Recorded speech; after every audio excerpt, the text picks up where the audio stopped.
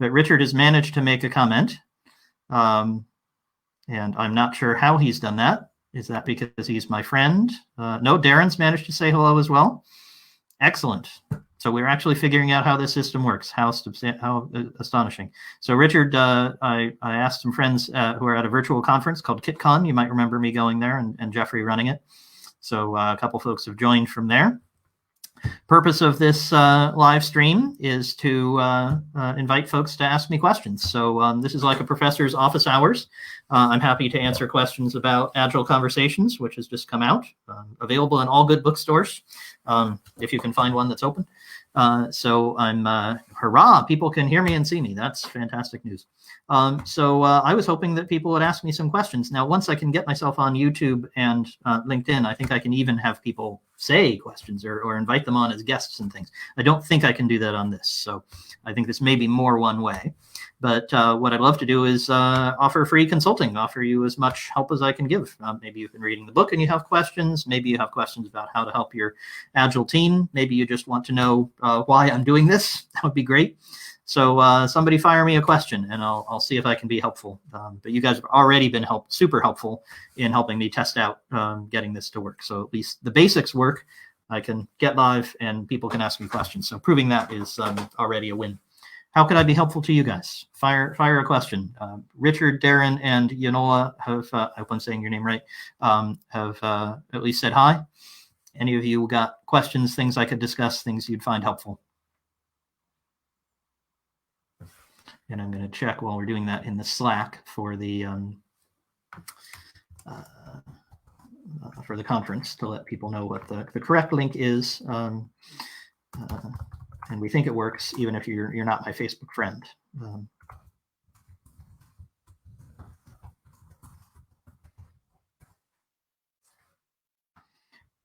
share the link more broadly.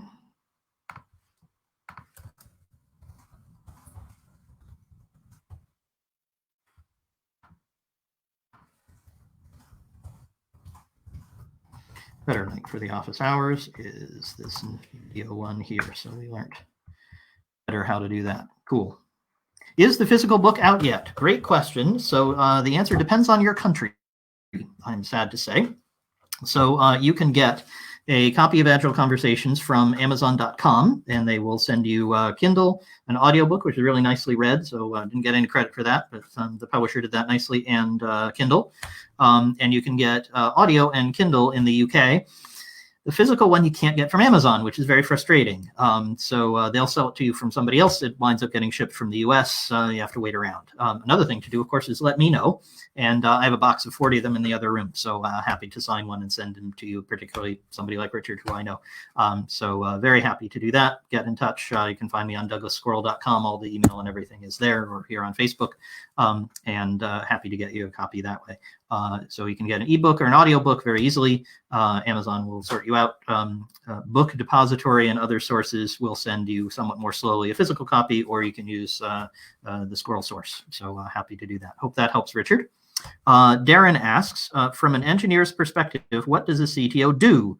E.g., what skills would a developer need to acquire to make the transition? Great question. So the most important thing that happened to me in shifting from being an individual developer to being a CTO was starting to think of myself as a CTO.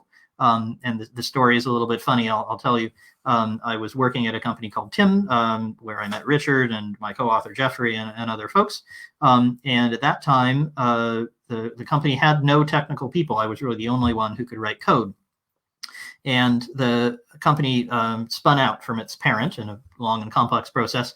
And the founder came along to me and said, Squirrel, we need new business cards. And what should we put on yours? And I said, whoa, I don't know. How about CTO? That sounds good. I was joking. And he came back a week later and he had my business card and it said CTO on it. And so I had to go figure out what a CTO does.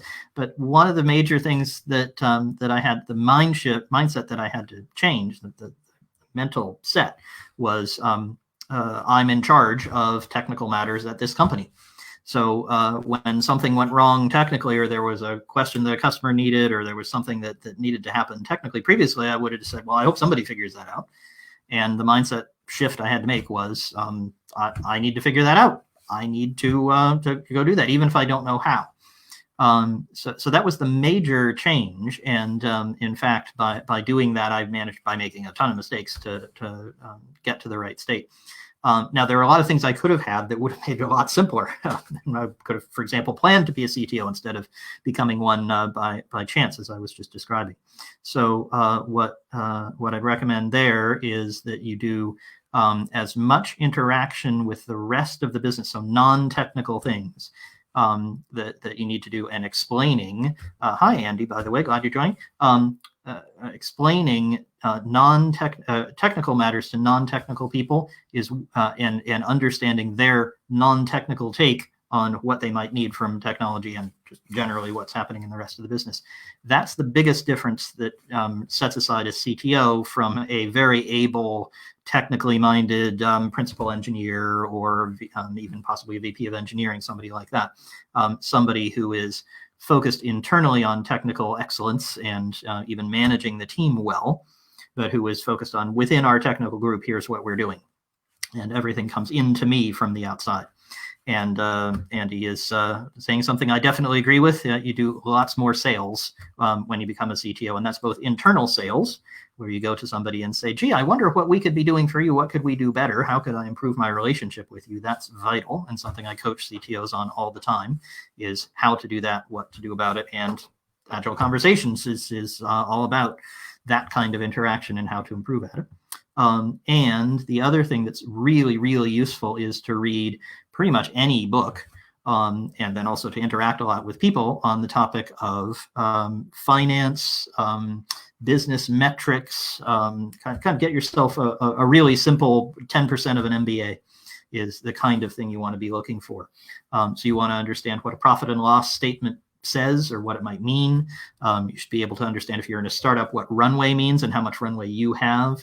If you're in a larger organization, you might want to know what a risk committee does, or what a risk register is, because there should be some risks, like we have a lot of technical debt, or our key person is about to quit if we don't give him a pay rise. That's a thing that should go on the risk register. And if you don't know what a risk register is, and you've never looked at one, and you don't understand what they're all about, you're going to struggle as a CTO. So you can not have that and then figure it out, which is what I did. Or you could go and find out about those sorts of things. So you can ask follow-up questions, and I'd love to say more about kind of how I got that education. But the two crucial things were relationships and understanding of the rest of the business, same kind of level of technical understanding that somebody in sales might have of, say, JavaScript or client-server implementations or something. You don't need to have a deep understanding, but you need to have enough to have a reasonable conversation so you're not lost. Andy says, in fact, for several months, I had to be almost completely removed from the technical side of things, which was awful. So Andy might want to think about whether he wants to be a CTO or not, because depending on what kind you become, and there are lots of varieties, you may never go back to the technical side. So I was ecstatic when I got to write a really simple set of bash scripts to interact with my Monzo account, which I found really helpful. I got to write code. It was so great. It's just this little tiny piece of code. Nobody pays me to write code anymore.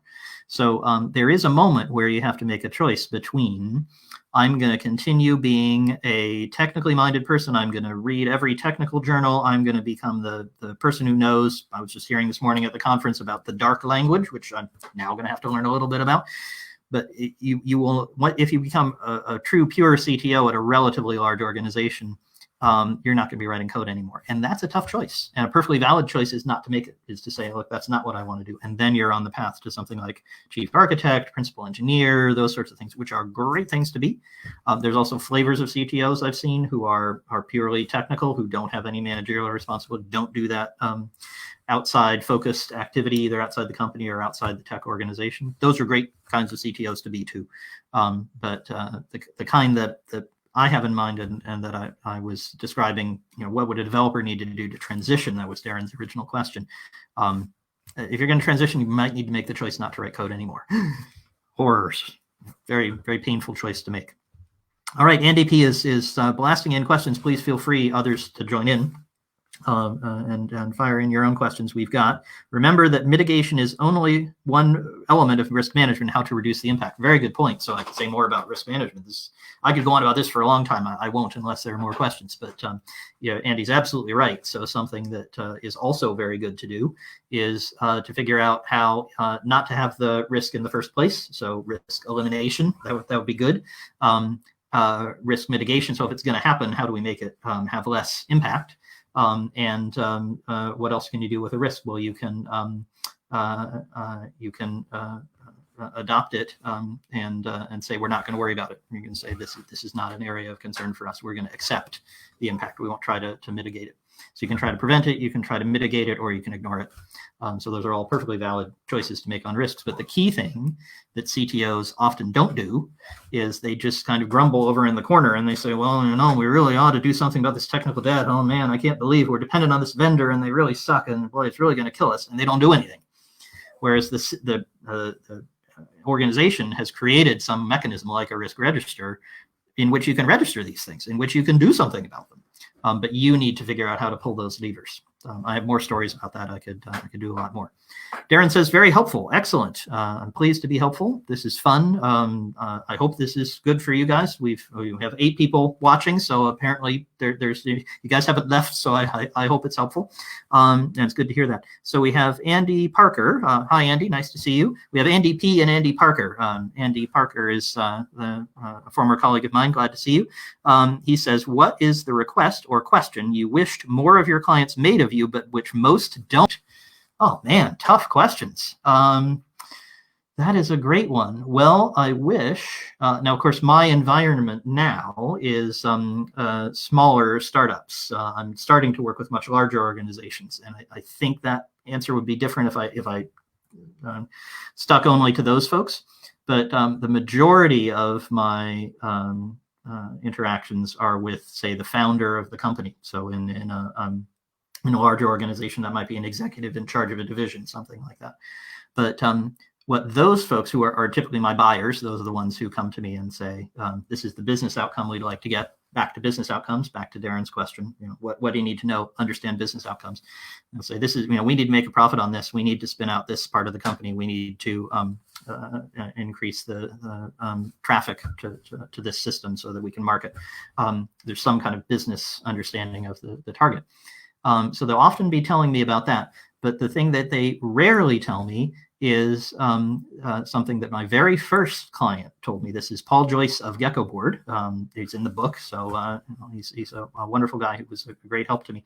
And he said, Squirrel, actually, I don't care about the business outcome so much. I'm very interested in it. I want to make sure we're profitable and we achieve our goals and raise our next round and all that fantastic stuff.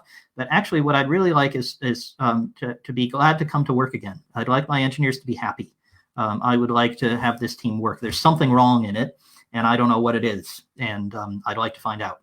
And I won't tell you because it's in the book, and if you ask, I'll probably twist my arm and get me to tell you, but we did discover it after a while. But I wish I got more questions about how to motivate the team and get the team to function better so they could solve the problems, and fewer about can you make this thing happen? Can you reach in and turn the knob or the lever and fix the gasket, and then the team will run well? Because I do that. I do a lot of that. I do it very fast. That's kind of the name of my game. But I wish I got more questions about how to help the team be effective, because I actually do that too. And typically what I try to leave behind me is an organization that's ready to perform better. So I wish I got more questions. A long way of answering because I had to think through it. I wish I got more questions about how to improve the long-term running of the team as opposed to short-term tactical business objectives. I want both, but I wish I got the first one as well. Cool. I hope that was helpful. Whole bunch of new questions and comments and things zipping in. So let's see what I can find. Darren says, risk isn't always bad. Anything new carries risk, but also reward. That's the topic on the second podcast that I do with a guy named Jim Oichner, Innovation Big and Small. So if you're interested in that, that was literally what we talked about this week, and it should be coming out early next week. How large and small organizations view risk very, very differently. So I was reading a book called The Tipping Point by Malcolm Gladwell. kind of unfortunately uses a lot of epidemic analogies. So he talks about going viral and becoming, tipping over and taking over the world, and exponential growth and viral coefficients, kind of uncomfortable words these days. But we talked about how large organizations view risk as threatening and dangerous and something to be kept away from. And small startups, of course, live on risk. That's their reason for existing, is to find risks and convert them into opportunities.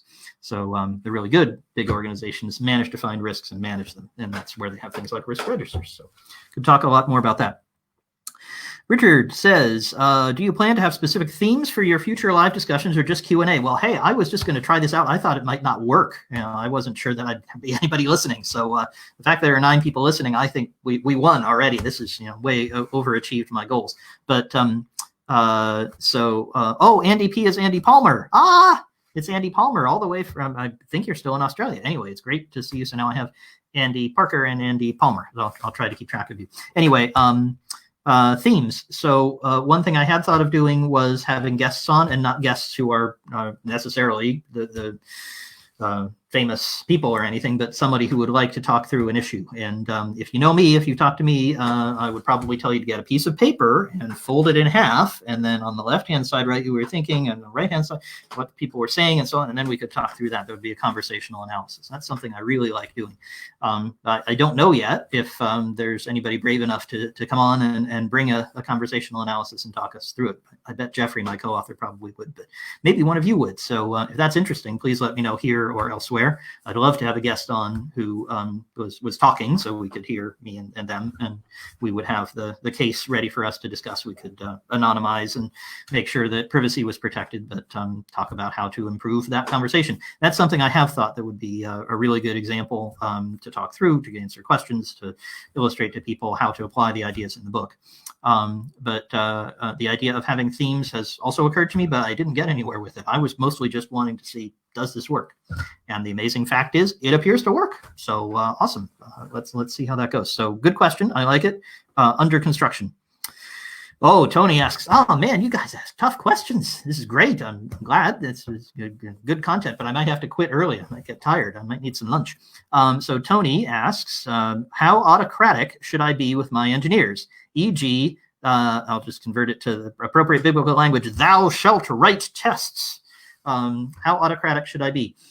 That's a great question, because I think it's easy when you write a book called Agile Conversations and you talk a lot about transparency and curiosity. It's easy to be perceived as a hippie with a guitar who wants to promote good feeling and consensus and everybody being happy no matter what happens.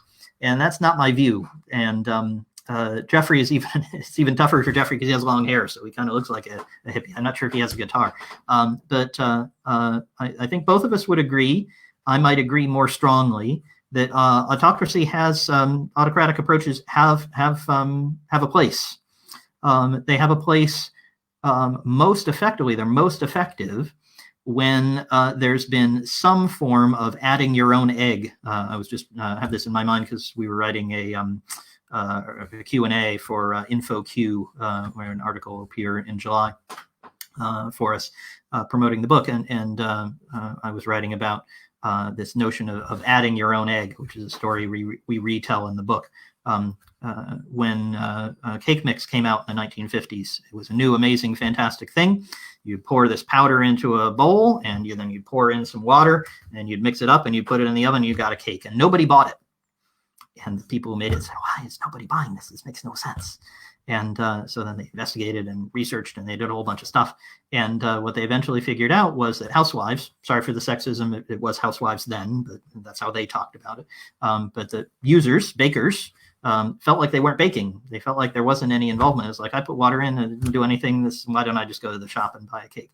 Whereas they took out the egg powder and then they gave it to people who were cooking, and they said, gosh, this feels like baking. It was just that little bit where they were participating. And it wasn't for show. It wasn't like you put in the egg and then it didn't have any effect. It's like, if you got a good egg and you participated in making the cake, you had contributed something that was meaningful to the making of the cake. So what I wouldn't do is march into the team and say, I just got here. I don't know any of you. Here is the approach that comes from on high that I know is correct. And if you don't like it, there's the door. Thou shalt write tests. That is likely to fail because you won't get internal commitment, and you'll get actually what we've had in the world in the last few months, which is lots of people who have been told, thou shalt stay home, thou shalt isolate and not go to beaches and all these kinds of things. And the moment that the opportunity arises, the sun is warm and so on, lots of those folks who are not internally committed to the idea that they ought to protect people from a disease and so on, a lot of those folks suddenly go out and behave in a way that doesn't match the expectation. Now, if you put the police on every street corner and enforce it, then yes, they'll stay home because they don't want to go to jail. But they'll find a way around it. They aren't internally committed. They won't find ways to make that work even better. And in the test example, if you just come in and completely autocratically say, thou shalt write tests, I said so, don't ask why, just do it, you'll get that kind of sullen compliance. If you police it every moment, the moment you lift the police power, boom, they'll stop writing the tests. If you involve them in the decision, including if they're involved in the decision and they disagree, but if you listen carefully to what's important to them, to take on board what they say, adjust the test writing plan, start with this kind of test because it's easier, start with that kind of test because it fits better what you know, here's some training in how to do it.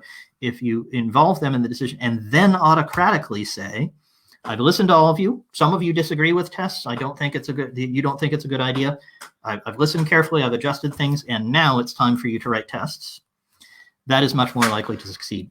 So I would strongly advise that kind of approach to autocratic imposition.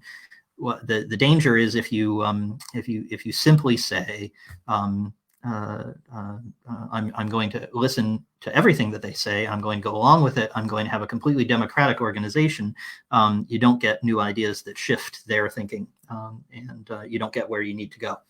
So you need a balance. I would like to encourage you to get people to add their own egg, to participate in the discussion, and to add ideas, and then to commit. And you may need to dismiss some, right? So you might need to say, well, look, this organization isn't for you if you can't write tests. We had a big discussion about it. You were part of it. You disagreed, and that makes perfect sense. I respect it. It's not the place for you if you can't write tests. And that's something I often do in my consulting. So I'll come along and I'll say, we need to make this change. I've listened to you very carefully. I've understood it. I've built what trust I could with you. Now it's time to make the shift. And if that's not okay, well, we need to talk about someplace else you could be. And I'm quite willing to be that forceful if I need to be. I hope that's helpful. Cool. Even more. All right. Fantastic. You guys are coming along with great questions. So it's Andy P. Nice to see you. Sorry, I didn't realize which Andy P. that was. So Andy P. all the way from Sydney, checking in and says, there was a consultancy that was very successful at transforming an organization, but they were arrogant and hubristic about it. I predict that this will have a bad end. It pissed off some of the developers, and despite the fact that the business was super happy, as time for roll-off came around, some of the developers were, we can't wait until they're gone and things go back to how it used to be. I think you would like, now I'm trying to remember which chapter it is. I think it's chapter 6 of the book. If you haven't had a chance to read it, for anybody who's just joined, that's the book Agile Conversations, now available in all good online bookstores, eventually in real world bookstores. I'm just going to plug in again. My plug fell out. There we go. So chapter 6 is about commitment, and it actually directly covers this question, if I'm remembering correctly, because Jeffrey has a story in which he has somebody who, I think it's Jeffrey's story, can't remember, where there's somebody who says, look, I'm just waiting for this Agile stuff to go away. This Agile stuff has come in. There's always, it is Jeffrey's story. There's always some new thing. Every year we have a new thing that we have to do. Yeah, last year it was 6 Sigma. This year it's Agile. Next year it'll be something else. Next year it'll be 7 Sigma. And it always goes back to the way it used to be, and we're just waiting. And I'm not sure that the arrogant and hubristicness, that definitely doesn't help, but I'm not sure that's actually the key factor. I think the key factor is exactly this adding your own egg part of the discussion. If you're jointly designing the process, even if people disagree with it, they feel more internally committed. That seems contradictory. That seems surprising. There's lots more I could say. I could go on about it the whole rest of the time I'm going to be on, which is probably about another 15 minutes. There's lots to say about it, but I don't know. I think you could be arrogant and hubristic, but listen to people really well. That would be a strange combination, but I think you could pull it off. And you would probably have greater success than that. But that's a very common failure mode, right? Is if the changes come autocratically from on high without involvement, without internal commitment, that's just a signal that you've not built the trust appropriately. And that's why in the book we talk about building trust first. That's the first thing you should build, and not try to get this kind of commitment, not try to make this kind of change until you've built that. So that was kind of implicit in my answer to Tony's question, that you would need trust. You would need to reduce people's fear. If their fear is that you're going to fire them and therefore they won't give you any feedback, you're not going to hear any feedback. They won't be internally committed. You'll be stuck where you were if they don't understand why you're making the change. If all those elements aren't there first, and then you try to make a commitment to something new, you won't get the buy-in. And arrogance doesn't help, but I don't know that it's everything. Cool. Tony says that was helpful. Excellent. Andy P says the result was the inspired developers left, and the company was left with the bitter people. Okay, that sounds like exactly the opposite of what somebody wanted to have happen. Chris Argyris, the guy who came up with a lot of the techniques that we talk about in the book, he referred to that as skilled or skillful incompetence. So you're looking for one outcome, and then with great skill, really thoughtfully, with great effort and with tremendous ability, you go off and take actions which create the opposite of what you were looking for. So these folks came in and they probably thought to themselves, boy, we ought to be really autocratic. We ought to be really forceful. We know the right way. We're going to do it our way. And the result they had was all the inspired people left. That is unfortunate. It makes us laugh. The good news is it's probably partly their fault. I mean, the inspired developers, and there's probably something they could have done about it. So there's a provocative thought. Let's see. Not every consultancy, but some are worse than others. The hubris was, we know best, do as we say. I can't imagine why that would upset people. Well, I take your sarcasm. I can understand it. I wonder what the people in, just to be contrarian about it for a moment, I wonder what the people in the situation could have done. Because actually those inspired developers who left, they contributed to the problem. I'm not there. I don't know. I can't say in every case, but there's a very, very great likelihood that it wasn't just the consultants who came in with their arrogant attitude and probably made a whole bunch of mistakes. They're contributing. But then the people in the organization were contributing as well. I don't know enough to say that for certain, but in virtually every case, there's a way that the people who were participating could have done something differently to at least learn more, be more curious, be more transparent, and go further. Cool. We've gotten into double figures. We've got 11 people watching, which is fantastic. I appreciate that. As I say, this is for anybody who's just joined. This is Squirrel's office hour. I don't know if I'm going to go for a whole hour. I think I'm going to go for about 15 more minutes so I can get some lunch before the conference that I'm participating in. Some of you have come from the KitCon conference before that gets on to its next session. But this is my office hour. I'm thinking of holding one of these every week. If I could get questions of this quality every week, this would be fantastic. I'd have a blast. So that would be wonderful. Don't know if we'll do that. Hoping to broadcast on Facebook, on LinkedIn Live, and YouTube once the latter two give me permission. For the moment, just on Facebook. I'm going to quickly check to see if there's anybody having technical difficulties. I haven't been able to. Oh, Horia says it works. Fantastic. Pleased to hear it. Don't know if Horia is listening, but he's happy. He's welcome to fire in questions. Tony asks, how often? Well, I'd be interested in how often people would come. So I had thought once a week might be nice.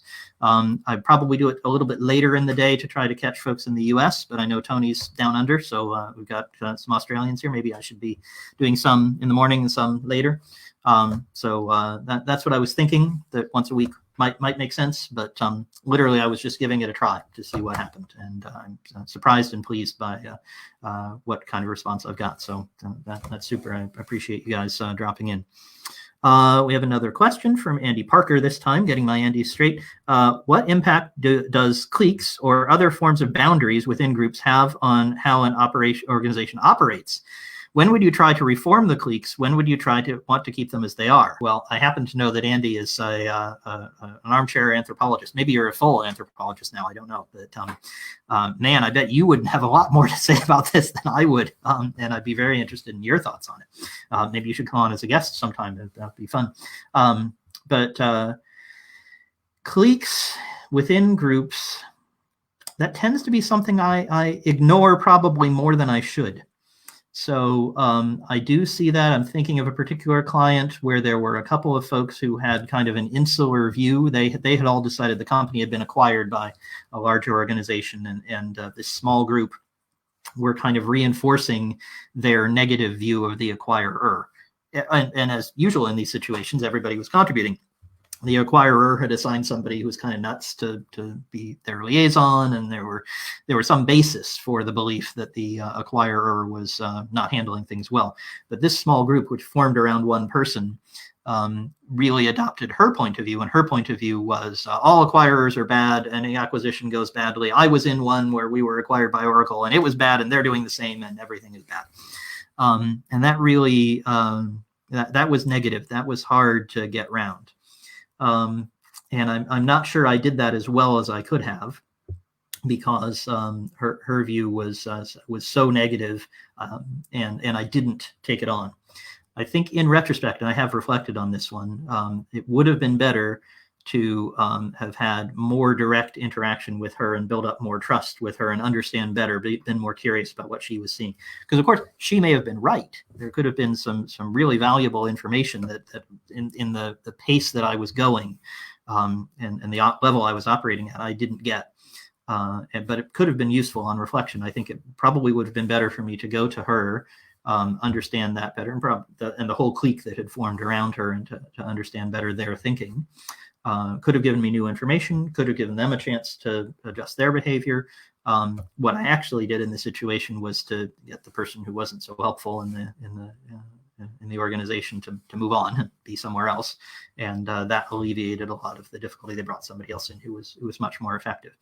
So that's an example of some of the compromises that I have to make in the kind of consulting I do, which is very rapid hit consulting. And so I'm often, in and out in a month or two, and only working with a company a day a week or something like that. And I make huge changes in that time, but often I can't get into the level that I would like to, and I try to get that balance right. I'm not sure I did in that case. So what role can it play? Well, it can play a huge role. In that case, it was holding back some of the internal commitment. It was holding back the building of trust with other people from the acquirer who were nothing like what this clique believed. So I think it can play a huge role. And when I'm not sure I would ever try to reform it. I don't think I'd have that mindset of how can I reform this clique. I think my mindset would be, I'd like to be transparent about what effect this clique is having that I see, and I'd like to be curious about what they see and what information they have, because I suspect there was valuable information in that clique than the example I gave that I could have gained. And I don't think I listened as well to that. And that had the dual effect we talked about before. It has the effect of me not having the information, and also the effect we talked about of they weren't adding their own egg. They weren't as internally committed, and I didn't help with that.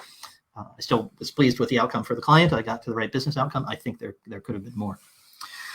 What else? Tony says weekly would be great. Andy Parker is smiling. I think probably because I reminded him that he's an anthropologist.